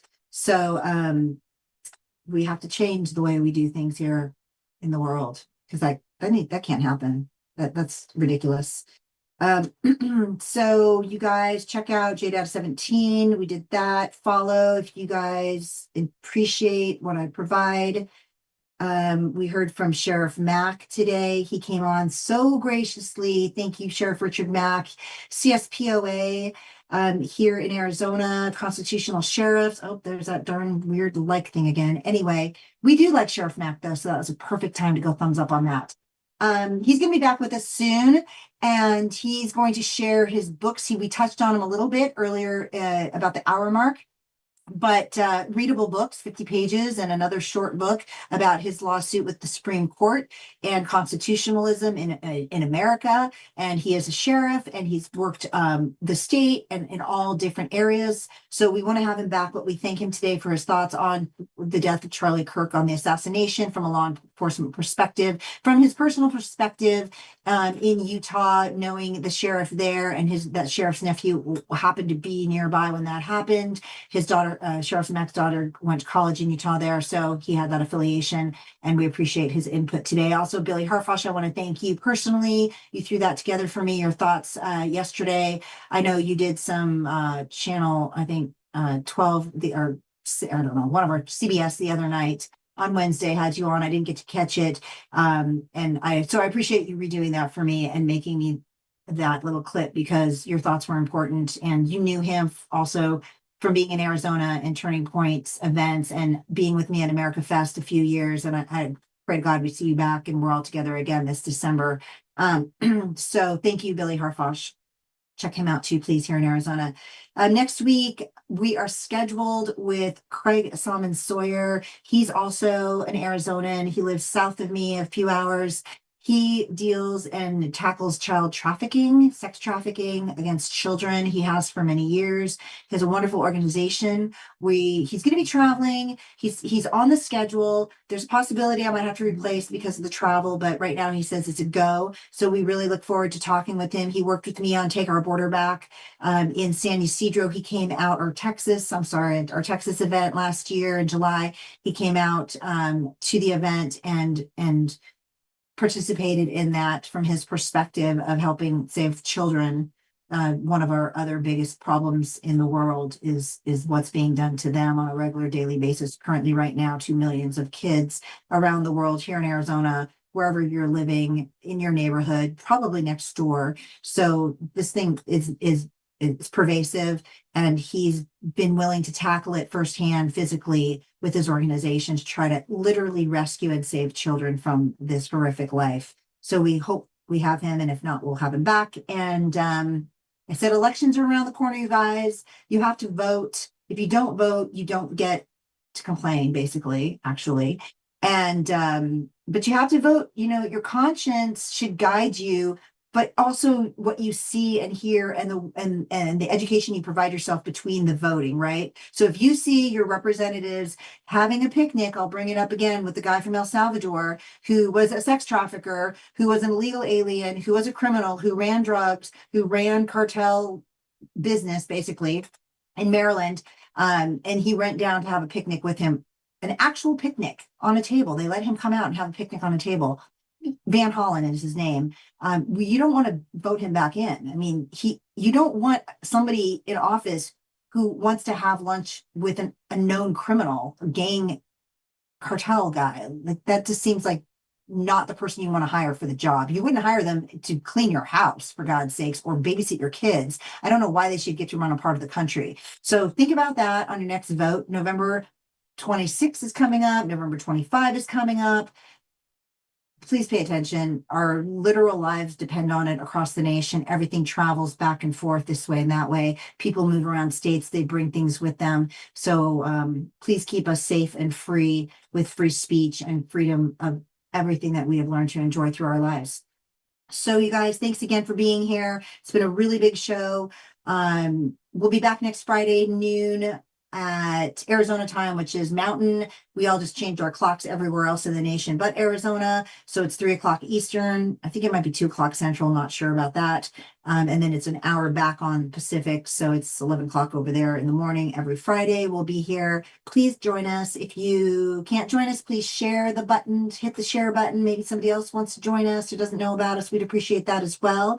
And we definitely will pray for the Kirk family, all of them, the Turning Point USA extended family.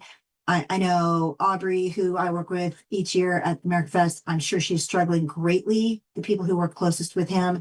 Eric Hayes, to you, I sent you something. We hope you all are okay and can heal through this, and with all the support that we know you have. I would normally say have an amazing weekend. Seems a little misplaced, but for all of those of you out there listening, I do hope you have a peaceful, joyful weeks ahead. Really just a beautiful life, and none of this stuff touches you or your family ever. I would pray that for you as well. So try to join us next week if you can. And with that, Robert, thank you. I didn't thank you properly. Thank you so much, Robert, for everything you did today. That was amazing help you gave me. And we'll be back next week, you guys, on American Perspective with your host, me, Noelle Roberts, Patriot Mom 007. And just take care of each other, be good, and try to communicate as best as possible going forward.